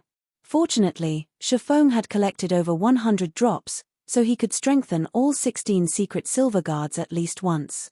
With 16 fine gold guards and Anna and Kite's strength, he could move through the Demon Wolf mountain range unhindered. Shifeng wasted no time as he began to chant the soul strengthening's incantation and target the elementalist before him. A 5-fold magic array, one far stronger than the one that had appeared when Shifeng had strengthened Kite's soul, immediately appeared under the elementalist's feet. The array even absorbed mana from its surroundings and the void at least 3 times faster than it had with Kite. Very quickly, a fist-sized ball of liquid mana appeared before the elementalist. This ball of mana melted into the elementalist's forehead, and the secret silver guard released a bone-piercing howl. Although the elementalist was in pain, Shifeng could clearly sense the guard's aura rapidly growing stronger. This excruciating process continued for 5 seconds. By the time the ball of liquid mana and the elementalist had merged completely, the elementalist felt like a completely different person. To Shifeng, the level 103, Tier 3 Great Mage had only felt slightly threatening, but now, even he'd have to tread carefully in a fight with this NPC. This NPC improved so drastically. Shifeng could not believe his eyes when he saw the Great Mage statistics. Previously, the Great Mage had only had 78 growth potential, which was considerably high for a Secret Silver Guard. Secret Silver Guard's growth potential only ranged between 71 and 80, and this Great Mage had only been 3 points away from Fine Gold rank. When Shifeng used Soul Strengthening on Kite, the NPC's growth potential had only risen by 2 points. While Shifeng had expected a greater increase for a Secret Silver Guard, he had only expected a 3 or 4 point increase at best. However, the Great Mage's growth potential had risen by 5 points, to 83. The Great Mage had crossed the Fine Gold threshold and more. Every additional point of growth potential was significant to personal guards. At 83, a personal guard could perfectly suppress an apex expert of the same level and tier. Shifeng couldn't help his growing excitement. With the ancient gods' literature fragment's new strength, he could even elevate Secret Silver Guards with 76 growth potential to Fine Gold rank. Now, Zero Wing could amass a small army of Fine Gold Guards. Read latest chapters at Wuxia World. Shifeng immediately contacted Melancholic Smile and had her send him the guild's Secret Silver Guards with at least 76 growth potential to the basic meditation room on the top floor. Guild leader, those guards are currently protecting Silverwing Town. I'm afraid that I'll need some time to find temporary replacements and recall them all to White River City, Melancholic Smile said. Of the Secret Silver Guards she had found, she had ordered those that met Shifeng's requirements to stand guard in White River City. She had sent the rest to defend Silverwing Town in the meantime. Secret Silver Guards had incredible combat power, and once they reached level 100, they could complete their promotion to Tier 3. They were an excellent deterrent in the chaotic or empire. Don't worry about it. Just recall them all here, Shifeng said. He did not mind waiting. The upgraded soul strengthening still had a 3-hour cooldown, and it would take a full, natural day to strengthen the 16 secret silver guards before him. All right, I'll start making the necessary arrangements, Melancholic Smile said, not giving the matter much thought. She then contacted the core members that owned the secret silver guards in question. Chapter 2389, Feingold Team. Chapter 2389, Feingold Team. While Shifeng waited quietly for Silverwing Town's secret silver guards to arrive in the top-floor basic meditation room, Liang Jing contacted him. Guild leader, we've got trouble in the Dark Knight Empire, Liang Jing exclaimed. The Dark Knight Empire? What's happened? Shifeng asked when he saw Liang Jing's anxious expression. Although Zero Wing hadn't been developing in the Dark Knight Empire for long, it had received help from Unyielding Soul. Because of that, both Zero Wing's strength and the Candlelight Trading Firm's business had been progressing relatively smoothly, and thanks to Stone Forest City, more of the Empire's experts sought to join Zero Wing. Moreover, Starlink hadn't been able to do anything drastic against Zero Wing for fear of unexpected attacks from Unyielding Soul and Crimson Emperor. Hence, Zero Wing's branch in the Dark Knight Empire was booming. Starlink has established a city at the Gloomy Hills, a map near the Gloomy Ruin, a level 100 neutral map. Moreover, Starlink has announced that it is opening the city to all of its Adventurer Alliance's members. Many of the Empire's experts are siding with Starlink because of this, and some experts and adventurer teams that had been thinking of joining the Starmoon Adventurer Alliance have changed their minds, Liang Jing explained. In addition, the Dark Knight Empire's various major powers have started to side with Starlink. Even Crimson Emperor is considering a partnership. Starlink has also announced that it will lease its new city's private houses with a starting bid of only 10,000 credits per week. Even many of Starmoon Kingdom's major powers and adventurer teams have been discussing the idea of shifting their development to the Dark Knight Empire. The fact that Unyielding Soul and Crimson Emperor held Starlink back was a large part of the reason for Zero Wing's survival in the Dark Knight Empire. In addition, the Dark Knight Empire's various major powers had sided with Zero Wing to keep Starlink in check. Hence, the most Starlink had been able to do was pressure Zero Wing's territory in the Empire. However, if Crimson Emperor and the various major powers sided with Starlink, the Zero Wing's members in the Empire would be in danger. Furthermore, now that Starlink had a city in the Gloomy Hills, Zero Wing's experts couldn't operate in the level 90+ resource map. Needless to say, this also made it impossible for the guild members to reach the Gloomy Ruin. And with Starlink's bounty still in effect, a large number of independent experts and adventurer teams would target Zero Wing's members. If this persisted, it wouldn't be long before Zero Wing could no longer survive in the Dark Knight Empire. Zero Wing had already grown to a substantial size, and there were only so many high-level maps in each country. The high-level maps available around Starmoon Kingdom weren't enough to fulfill Zero Wing's needs. Although the Cold Spring Forest was rich in resources, very few guild members were strong enough to grind in a level 100 neutral map right now. At this stage of the game, a grinding team would need a peak expert to lead it if it wanted to survive in such an area. Unfortunately, unlike the various superpowers, Zero Wing only had a small number of peak experts. The majority of the guild's players would still need some time to grind in level 90+ maps. Starlink wants to gather both manpower and resources. Shifeng had a rough idea of what the enemy guild planned after listening to Liang Jing's report. Starlink's new city might not be as impressive as Stone Forest City, but it was near a level 100 neutral map. It would also be quite useful to players who wanted to explore the Gloomy Ruin, and Starlink was accepting far cheaper rent for the private houses in its new city. It was enough to tempt many players. However, this wasn't good news for Zero Wing, which needed credits and resources. What should we do, guild leader? At this rate, not only will we earn less income from our private houses, but more experts will target our guild members as well, Liang Jing said. The opportunity to enter Stone Forest City was a large part of the reason that the Star Moon Adventure Alliance had attracted so many experts, but only silver and higher-ranked members could take advantage of that opportunity. On the other hand, Starlink gave all of its Adventure Alliance's members access to its new city. Naturally, this would make the Star Moon Adventure Alliance less attractive to independent experts. Starlink's Adventure Alliances would also gain more independent experts to target Zero Wings members. Lu Xingluo is sacrificing his new guild city just to deal with us. I guess he really wants this to be a fight to the death, Shifeng said, frowning. Since he wants a war of resources, I'll play with him until he's satisfied. Make the arrangements. From now on, half the number of CPS required to become a silver member in the Star Moon Adventure Alliance, and will hold auctions for the Crimson Sunsets. However, only silver members and above will be allowed to participate, and the starting bid will be 30,000 magic crystals and 10,000 gold. We're auctioning the Crimson Sunsets.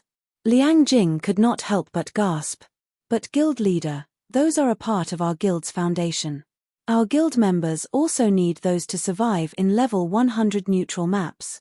If we sell the Crimson Sunsets, nothing was more important than one's strength to the various powers and players.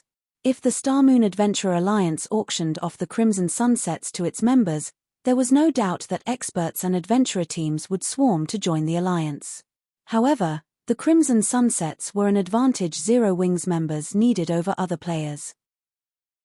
If they auctioned the Crimson Sunsets to the public, they'd only help other players rapidly improve, which wouldn't benefit Zero Wings' development. It's fine.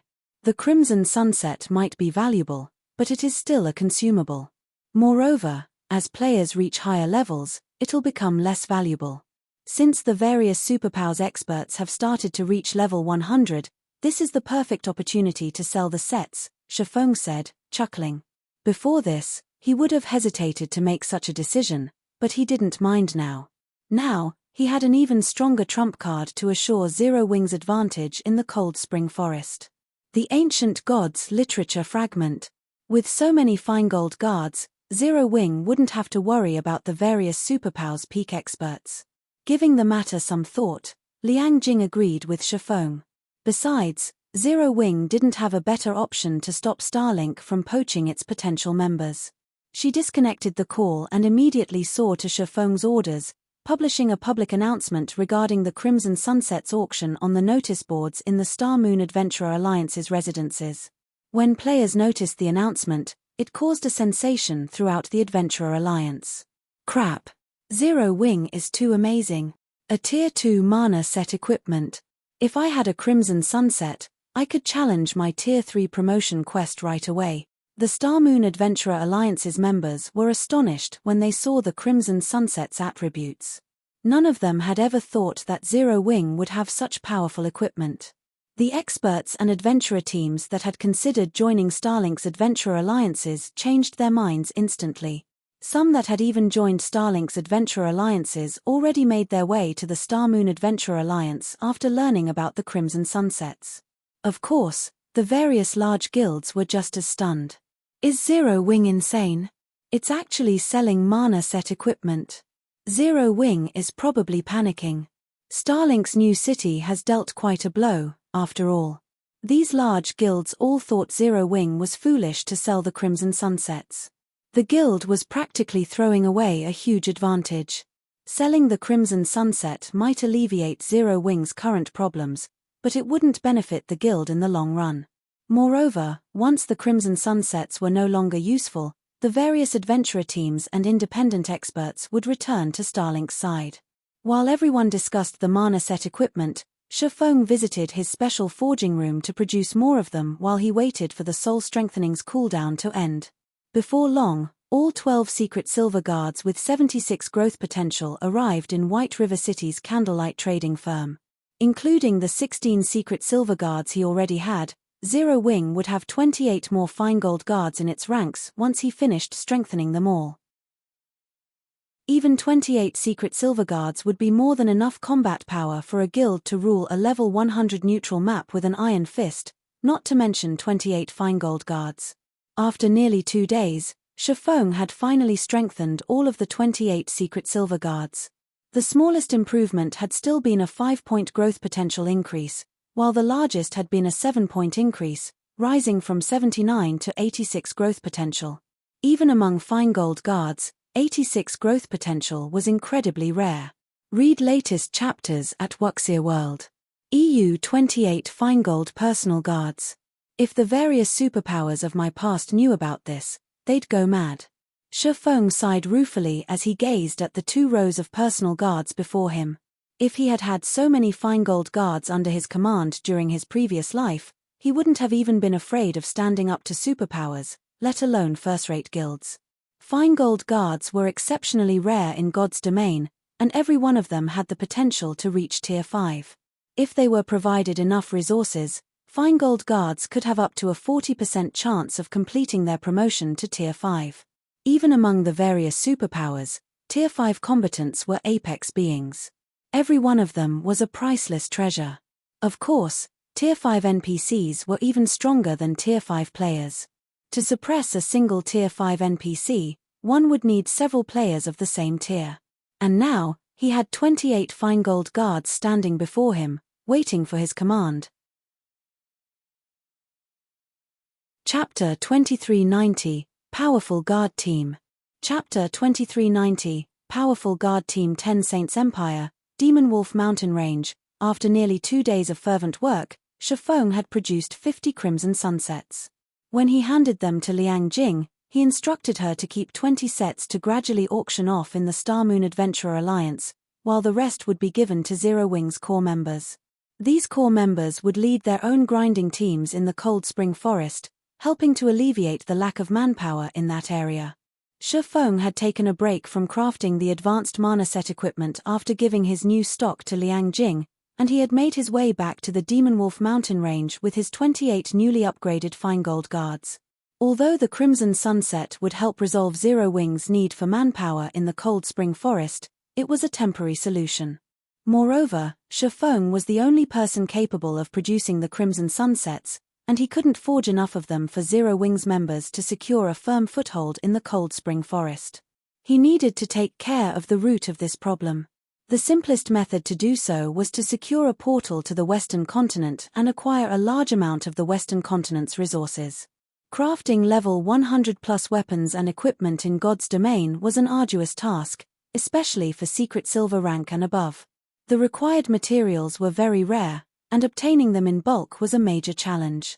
However, through their research, the forgers of Shifeng's previous life had discovered that they could replace some of the rare materials the Eastern Continent's forgers needed to craft level 100+ secret silver and better weapons and equipment with some of the Western Continent's specialty materials. Likewise, some of the Eastern Continent's specialty materials could replace some of the materials the Western Continent's forgers needed. Not only had this discovery allowed the superpowers that could travel between the continents to earn tons of resources and coins, but they had also been able to acquire level 100+ weapons and equipment far sooner than their competitors. Since the various superpowers that had access to intercontinental travel had yet to realize this and were simply using their advantage to earn resources and coins, Shifeng had to strike while the iron was hot. If he waited until these superpowers learned this secret, it had become far more challenging to purchase the Western Continent's specialty materials in bulk. These specialty materials were essential to crafting level 100+ weapons and equipment at secret silver rank and higher, and if this secret got out, the various powers would try to collect and hoard the materials, rather than sell them. If Shifeng waited too long, he'd only be able to purchase materials from independent players and adventurer teams, which would limit his collection rate.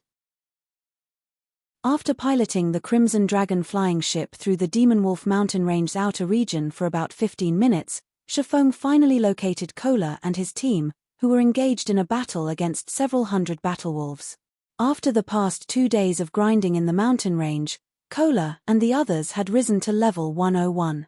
If the various Tier 2 experts heard that this team could gain a full level every 2 days, they'd be incredibly jealous.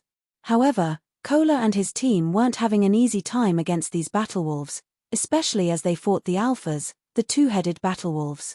Two-headed battlewolf, demonic creature, great lord, level 108 HP 270 270 000. Although the two-headed battlewolves had average HP for monsters of their rank and level, these monsters possessed the dark battlewolf's bloodline.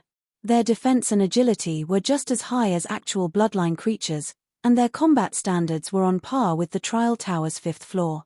If a Tier 2 peak expert tried to take on a two-headed battlewolf, they wouldn't last more than a few exchanges.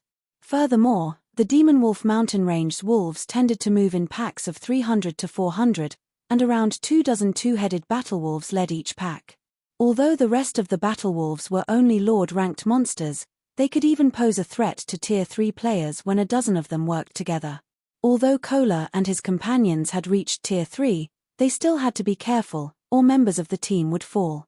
The team had yet to upgrade their weapons and equipment and had to rely on their epic weapons and equipment to support them in the fight.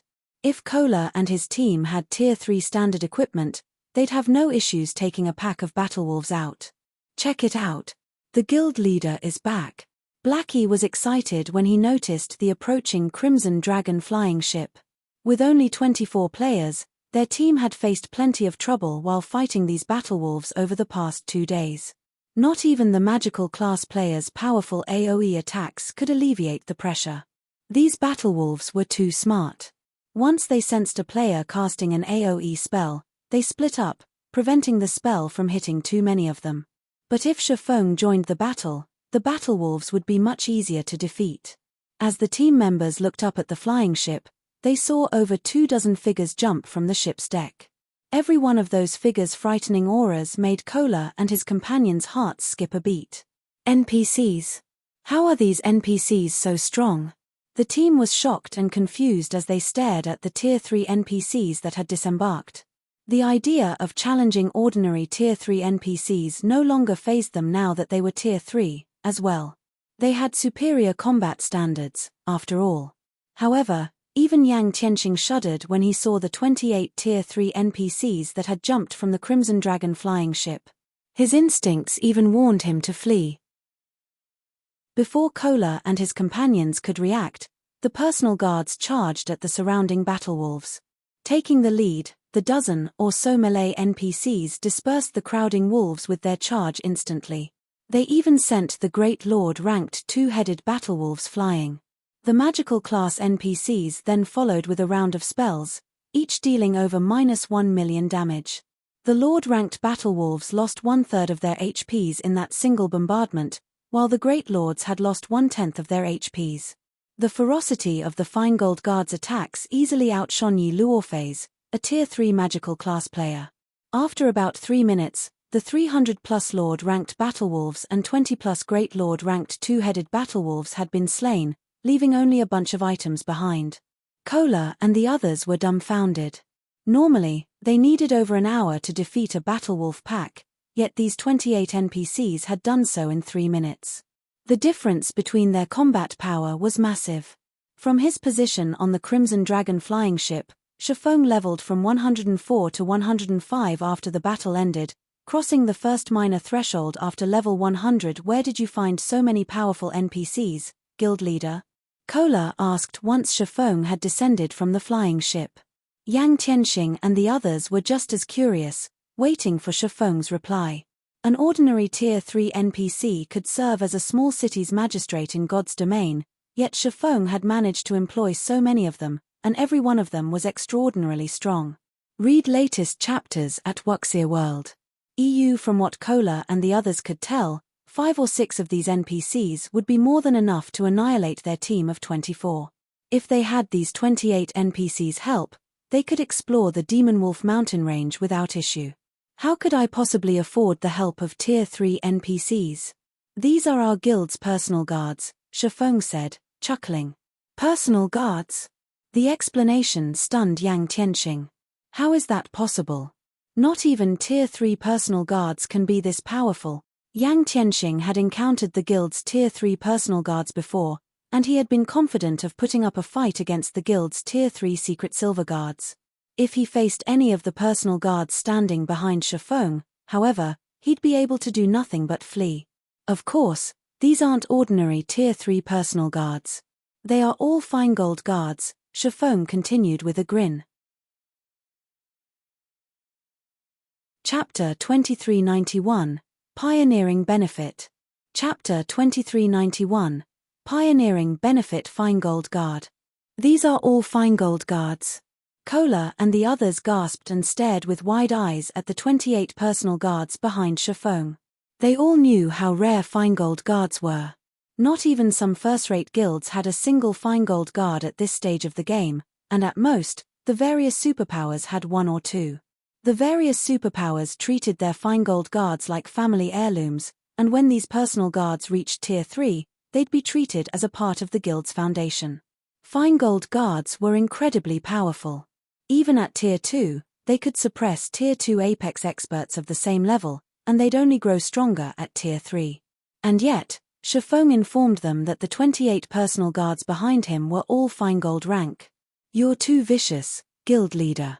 If we stationed these Feingold guards in the Cold Spring Forest, they'd likely frighten the various superpowers to death," Blackie said, his eyes glowing as he gazed at the Feingold guards. Compared to the various superpowers' shock when they had found out that these players had reached Tier 3, the fact that Zero Wing had 28 Feingold guards would be devastating. Every one of these Tier 3 Feingold guards had even greater combat power than Tier 3 Apex experts. In fact, one of these Feingold guards could take on 2 Apex experts at once. Needless to say, these Feingold guards would easily overwhelm peak experts. Now that Zero Wing had so many Feingold guards, the various superpowers would have to seriously consider the potential losses before moving against Zero Wing, even when their experts reached Tier 3. "Alright, let's focus on completing the quest," Shifeng said, chuckling. These 28 Feingold guards might deter the various superpowers from attacking, but if Zero Wing wanted to become truly powerful, it would need to rely on players and resources. There were limits to what a personal guard could accomplish, after all. "Right. Our quest.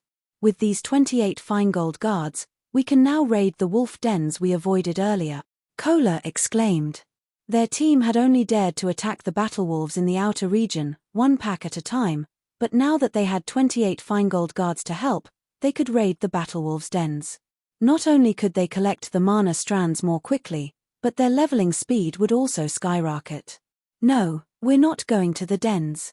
We'll move to the Demon Wolf Mountain Range's inner area," Shifeng said, shaking his head as he gestured to the mountains in the distance. There were a lot of battle wolves in the Demon Wolf Mountain Range's outer region, but very few of these monsters were Great Lords or higher. Even with the Feingold guards, they wouldn't be able to collect the necessary mana strands fast enough. They'd be cutting it close if they stayed in the outer region. The inner region might be more dangerous, but there were far more Great Lords available in the area, which would allow the team to collect mana strands far more quickly. "Guild leader, the inner region is full of level 110 plus monsters, including plenty of Great Lords and mythic monsters," Yang Tianxing said worriedly. Monsters gained a significant basic attribute boost with each level after level 100, and the monsters in the Demon Wolf Mountain Range had even greater combat standards than their counterparts in other areas of God's domain. If their team accidentally encountered a level 110 plus mythic monster in the inner region, they'd risk annihilation, even if they had the help of 28 Feingold guards.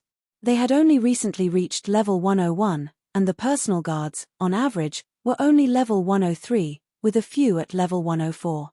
"Relax. We're only going to explore the border between the inner and outer regions," Shifeng said. "Besides, we don't just have 28 Feingold guards on our side."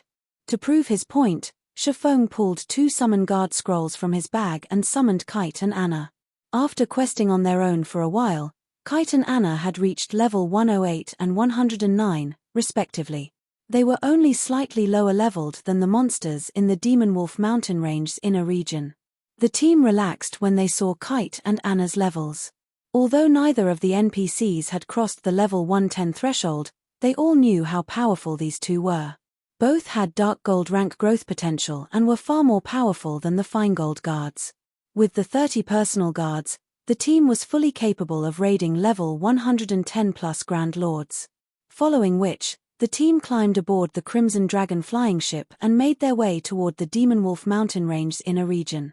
A white mist and constant snowstorms bombarded the inner region throughout the year, limiting visibility. Even Tier 3 players couldn't see farther than 400 yards away. If players were not careful, they could easily fall prey to monster ambushes. However, Shifeng was relatively familiar with the Demon Wolf mountain range's inner region, and he piloted his flying ship toward one of the snow-capped forests in the area. Not only was visibility here much better than in other areas of the inner region, but these monsters only ranged between level 110 and 112. Moreover, the wolf packs in the forest tended to keep their distance from each other, so they wouldn't have to worry about attracting too many monsters while they fought. Kola, I want your group to gather the mobs. Tianxing, your group will lure the alpha away from the main group.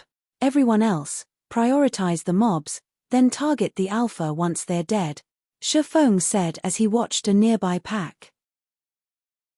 B. Two-headed frostwolf, demonic creature, Great Lord, level 110 HP 290 000000290 0000000, Frostwolf Chieftain, demonic creature, Grand Lord, level 112 HP 750 000 750 000. The wolf pack they faced only had around 200 members or so, 40 of which were Great Lords, and one was a Grand Lord. An ordinary Tier 3 team would have trouble with this pack, but taking these wolves down should be easy for them. Kola, Turtle Dove, and Yi Wumian immediately split up and approached the pack from different directions. They herded the wolves into one big group before Yang Tianxing, Flying Shadow, and the rest of the assassins on the team ambushed the Frostwolf Chieftain, securing its aggro and luring it away from the pack's protection. As soon as the Frostwolf Chieftain and the pack were separated, Anna and the other magical classes on the team bombarded the Frostwolves with their spells. The remaining melee members then formed a defensive line, preventing the Frostwolves from reaching the ranged players. After 24 rounds of attacks, only the Great Lord ranked two-headed Frostwolves remained standing. The rest of the Frostwolves lay dead in the snow. With them down, a significant portion of the pressure on the melee classes lifted. After another 10 minutes, every Frostwolf had died, except for the Frostwolf Chieftain. The team's experience bars had risen by a large chunk after killing over 200 Frostwolves, which was a much faster leveling speed than what they had enjoyed in the outer region.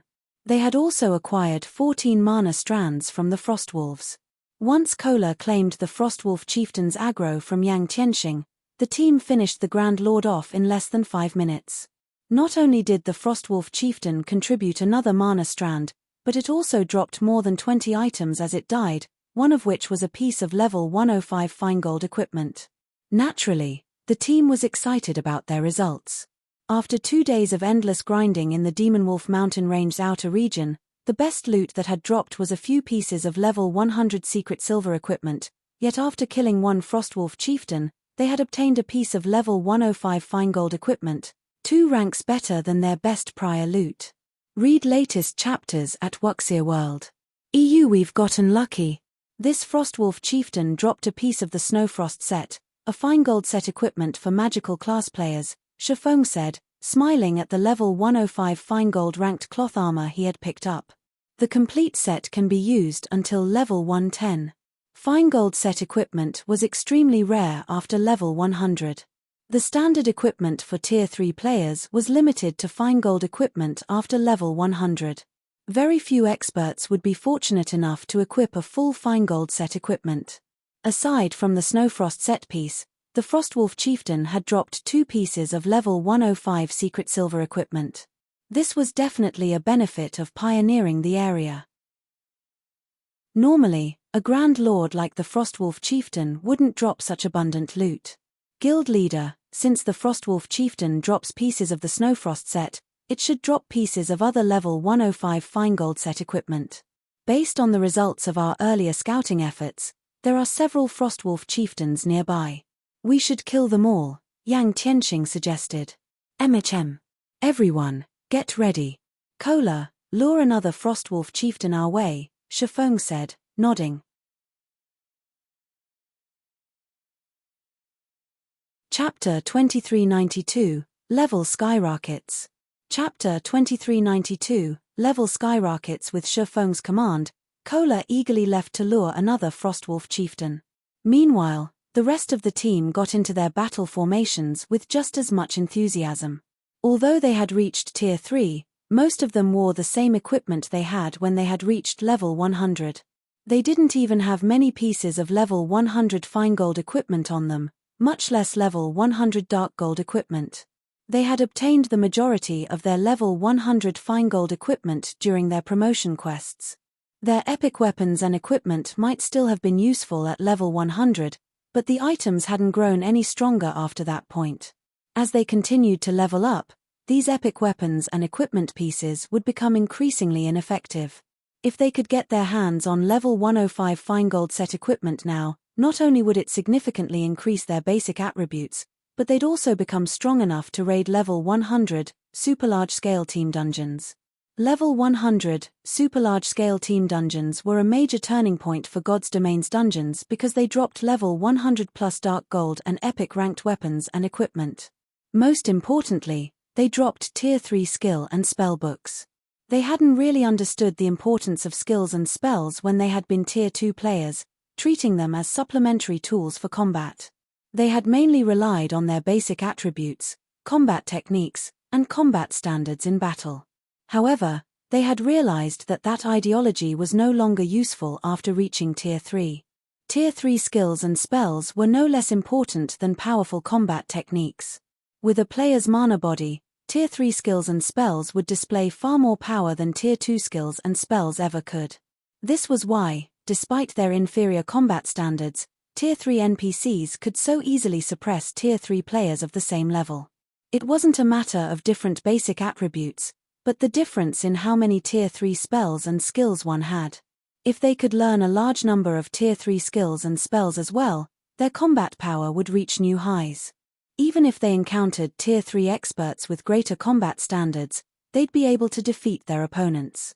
Meanwhile, after fighting alongside the personal guards, Kola and his companions handled the second Frostwolf pack much easier than the first. This time, they hadn't even needed to lure the Frostwolf chieftain away. They had simply bombarded the Grand Lord and its subordinates together. In the end, the team had annihilated the 200-plus Frostwolves in around a dozen minutes. Although the Frostwolf chieftain hadn't dropped any pieces of the Snowfrost set this time, it had dropped the gloves for the Frostwolf set, a 9-piece, level 105 fine gold set equipment for plate armor classes. When the team's plate armor classes saw the Frostwolf set's attributes, a passionate flame burned in their eyes. Crap! That's not fair. This Frostwolf set is so much better than the Snowfrost set. Its 6-piece set effect increases strength by 20% and the set's level limit to level 120. The full 9-piece set effect even upgrades the set by 1 rank. Blackie exclaimed.